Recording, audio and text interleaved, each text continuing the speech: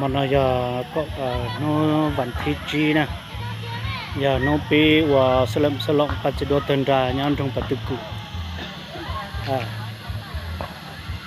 อีสองคนจีสลอดหินตูนึกติดที่ติดเจ้าตะก้าว่าโดยเราเนี่ยเฟลงคือเกินแบบเต็มมองยอดตรงตรงปัจจุถึงเวลาและเผาเข้าสู่พิธีของพวกเราเนาะก็อื่นขอเฮียนท่านพันโทตุย่านจงว่ากรรมการพัดแขวงเลขาคณะบริหารพัดเมืองเจ้าเมืองแพทย์ที่เคารพเลยนับถืออย่างสูงขอเฮียนท่านประธานจัดงานเทศกาลดอกไข่บานของเมืองหนองแพทย์ที่นับถืออย่างสูงนับถือและแพงบรรดาสหายบรรดาท่านในท่าการบรรยากาศทั่วพัดทั่วรัฐทั่วกองทัพและทั่วปวงสูงเราทางซ่าเบารวมเบาเฉพาะก็คือบรรดาแขนงการอ้อมค้านของเมืองและประชาชนบรรดาเผ่าชาวเมืองหนองแฮดพวนออบแห่งแข่งขันสร้างผลงานคณะพับตอนบ้านเลือกตั้งสมาชิกสภาแห่งชาติชุดที่9และสมาชิกสภาประชาชนแขวงชุดที่2ประชาธิปไตยประชาชนลาวครบรอบ46 ปีในการจัดงานเทศกาลดอกไข่บานประจำปี2021นี้แม่นมีความหมายอันสำคัญอันลึกซึ้งเพื่อเข้านับชมเชยผลสำเร็จกองประชุมใหญ่ครั้งที่11ของพรรคประชาชนปฏิบัติลาวจะตั้งฐานขยายมติกองประชุมใหญ่ครั้งที่8ขององค์คณะพัดแขวงเชียงขวานเข้าสู่ชีวิตตัวจริงก็คือการสรุปผลงานแต่มาในปี2021นี้ย้อนการแพร่ระบาดของพยาธิโควิด -19 ยังสืบต่อแพร่ระบาดในวงกว้างทั่วโลกฉะนั้นคณะพัฒน์อำนาจการปกครองเมืองจึงได้จัดงานเทศกาลดอกไข่บานปีนี้ในระดับที่เบาบางและบอกคือปีผ่านมาการเฉลิมฉลองงานเทศกาลดอกไข่บานของเมืองหนองแฮดปี2021นี้ก็มีท่านพันโทตุย่างยงว่ากรรมการพัดแขวงเลขาคณะบริหารงานพัดเมืองเจ้าเมืองหนองแฮดก็ให้เกียรติเข้าร่วมขอชมเชย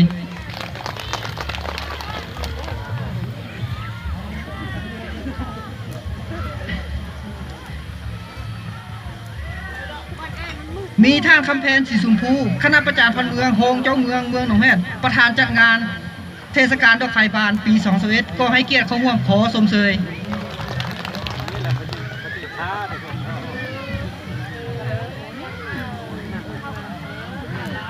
มีท่านดร.จโลโฮงเลขาพันเมืองก็ให้เกียรติเข้าร่วมขอชมเชยมีท่านพันโทนยุตงหาทรงเจียคณะประจาพันเมืองหัวหน้าการเมืองกรมบัญชาการทหารเมืองก็ให้เกียรติเข้าร่วมพิเศษนี้ก็มีท่านสุนพรคณะบรรณาธิการโทรภาพแห่งชาติแขวงเชียงขวานก็ให้เกียรติเข้าร่วมมีบรรดาคณะพัฒน์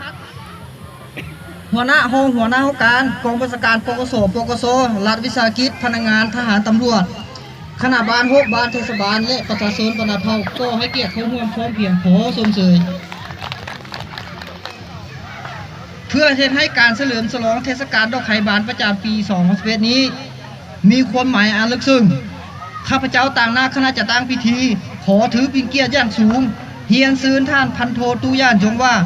กรรมการพัดแขวงเลขาคณะบริหารงานพัดเมืองเจ้าเมืองหนองแฮดคืนมีคำหินเก้าเปิดงานเทศกาลดอกไข่บานปี2021ของเมืองหนองแฮดย่างปีทางการขอเฮียนเชิญ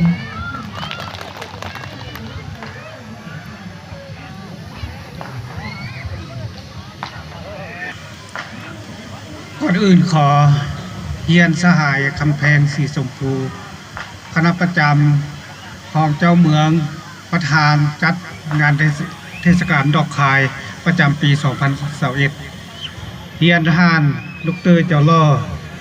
คณะประจำห้องเลขาพรรคเมืองหัวหน้าคณะจัดตั้งเมืองที่นับถือเฮียนทหารพันโทยศตงหาคณะประจำพรรคเมืองหัวหน้ากองบัญชาการทหารเมืองเฮียนบรรดาทหารบรรดาสหายคณะประจำกรรมการพรรคเมืองบรรดาทหารหัวหน้าองค์การ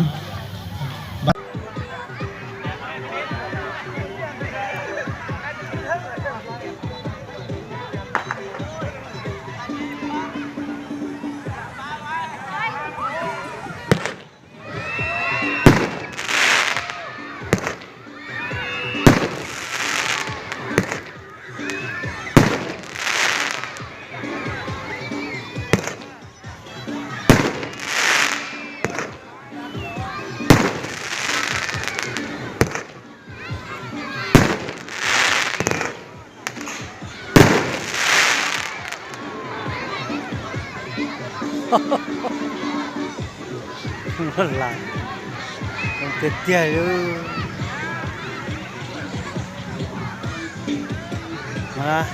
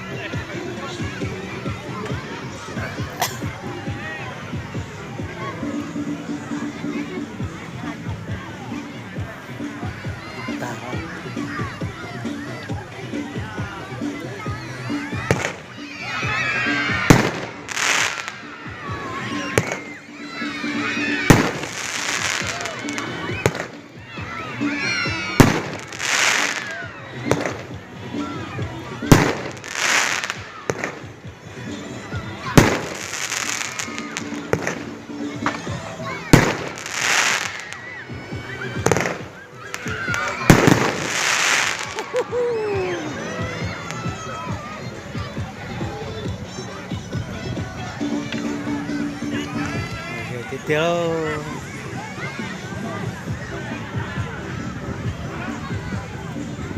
Pas cedot tendanya dalam mana?